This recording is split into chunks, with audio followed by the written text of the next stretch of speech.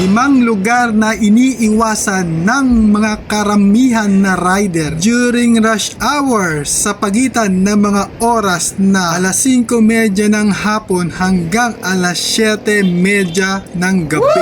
Una, ang Legazpi Village sa Makati. Ikalawa, ang Pasig sa kahabaan ng Ortigas as West Bank Road. Ikatlo, West at East Service Road ng Parañaque at Taguig. Ikaapat, ang Valenzuela sa kahabaan ng MacArthur Highway. At ang ikalima, ang QC sa kahabaan ng Commonwealth Avenue at sa walang kakupas-kupas sa kahabaan ng Quirino Highway sa Novaliches. Ang mga dahilan daw ay doble ang konsumo sa gasolina nila, triple ang pagod na napala nila, at triple ang oras na nakonsumo nila.